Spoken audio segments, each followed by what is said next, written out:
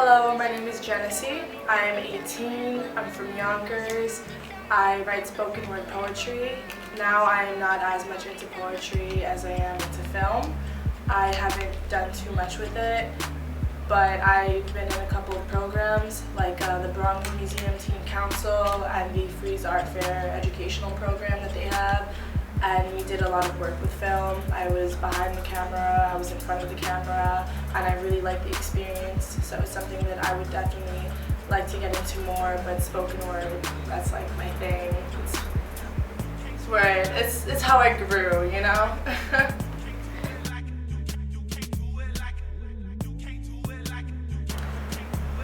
Well, when I was in middle school, I've always been really into music my entire life, and when I was in middle school, I always wanted to be like the lead singer of a band, but I can't sing, so I would write all these songs, but I couldn't actually sing, so I ended up just kind of like saying them rather than singing them. And then when I got into high school, there was a poetry club in high school.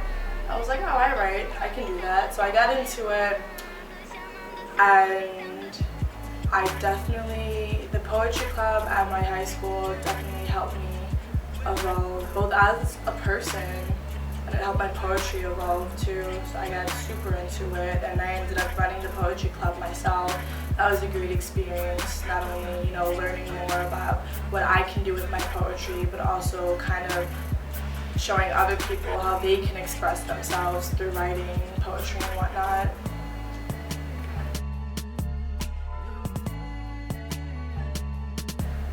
For inspiration for my poems, I definitely go within. All of my poetry has to do with things that I've dealt with and how I feel about them.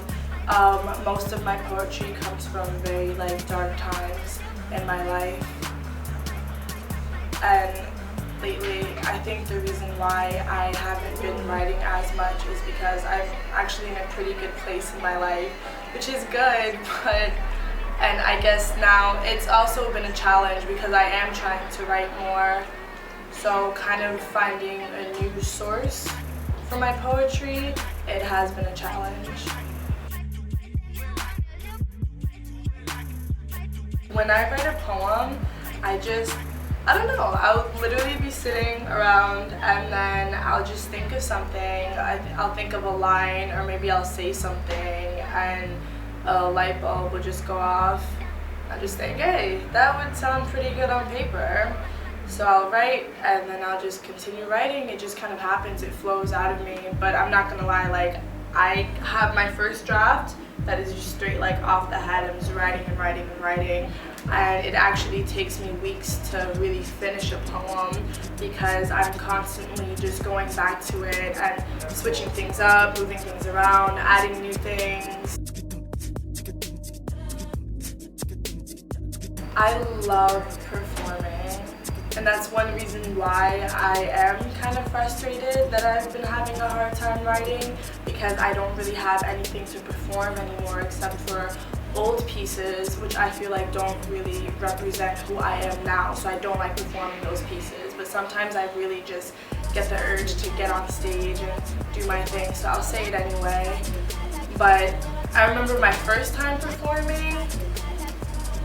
I'm trying to think. When was my first time performing? I think it was actually at the Nuyorican, which is wild because the Nuyorican Poetry Cafe is a very popular spot for spoken word artists. So I come through and I'm this little baby girl, this little amateur, and everybody up there, they're all a lot of them were recognized poets, and I'm just there doing my thing. I was so nervous, but I went up and I got it over with, and afterward it was so relieving. I think it was honestly just as relieving as finishing a poem, so that was super cool. And ever since then, I've just always loved performing. I love the feeling that I get before I go on stage, that jittery feeling. I love the relief that I get when I'm done performing. I love the emotion that comes up within me when I am performing. And I'm definitely a lot more comfortable with myself now that now that I am more of an experienced performer, it helped me deal with a lot of the insecurities that I have, because when I'm performing, I'm not thinking about like, oh, is my makeup okay, is my hair alright, do I look good? I just get so into it, all of that is non-existent. I'm just so into my feelings and the words that I'm saying, and it just feels amazing.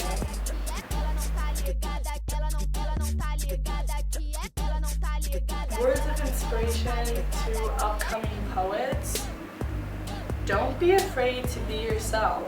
And I know that sounds so corny and cliche, but I feel like the only reason why cliches are cliches is because they're tried and true. You know, if it works one time, people are gonna keep saying and doing the same thing over and over again, definitely.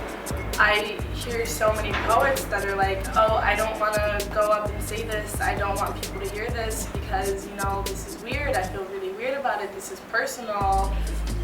But poetry, just writing poetry, performing your poetry is such a therapeutic thing, not only for yourself, but for your audience. Because no matter what, the words that you're saying, you're gonna reach out to somebody in the audience, whether it's one person.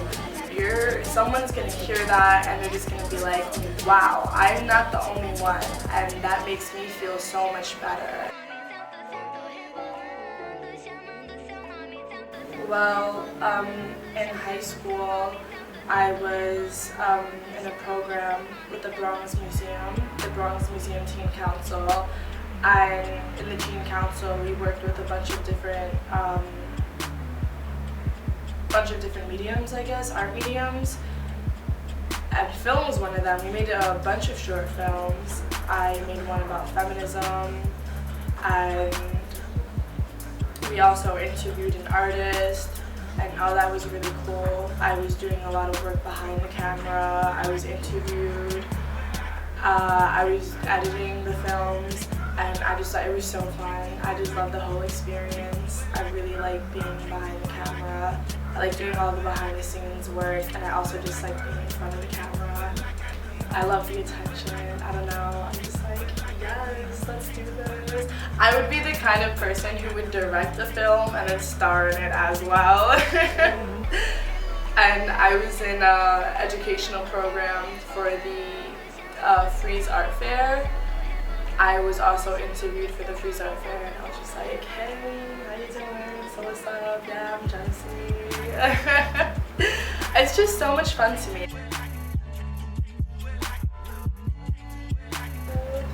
To each their own. To each their own is definitely my thing. I was very insecure for a really big part of my life because I always felt like I needed a man's attention to be good enough. And then I came to the realization that just because somebody doesn't find me attractive or somebody doesn't find me like cool or funny, like I don't know why I am cool and funny, but to each their own, you know? What somebody's into, somebody else might not be into. So let's say somebody doesn't like my poetry. Good for you. I know people who do like my poetry. Let's say somebody doesn't have the same beliefs that I do. Alright, good for you. You know, that's your thing. Now just let me do mine, I'll let you do yours, and we'll be on your way. I think when you follow that, to each their own, it's kind of you letting yourself be yourself as well, because you're not worried about other people's opinions, because it doesn't have to affect you. How somebody else thinks has nothing to do with you. It's just something, it's how they've grown up, how they've been brought up, and you might not fit into their little equation of what is right or what is wrong, but I don't know, so what? Do your thing. Who cares? Whatever.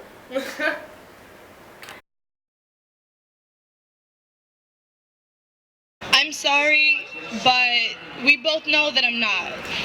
It's just the right thing to say after doing something wrong, but who cares how many times I fuck up?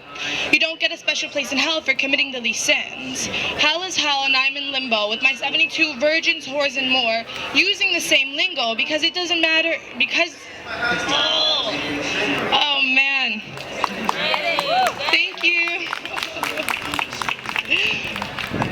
Hell is hell and I'm in limbo with my 72 virgins, whores, and more. anymore using the same lingo because there's no use in switching up my game if all girls are the same, and it doesn't even matter because they won't catch on until I'm gone anyway. Call me daddy and I'll give you all the love daddy never gave you, or all the extra love daddy never should have given you, but I don't want to hear about your daddy issues. I want to hear you moan and groan and yell like you do when daddy doesn't let you out. I take what I touch and eat it up, and when I break I put the pieces in my pocket and I take them out when I feel like fingering the sharp shards of a once beautiful hourglass vase.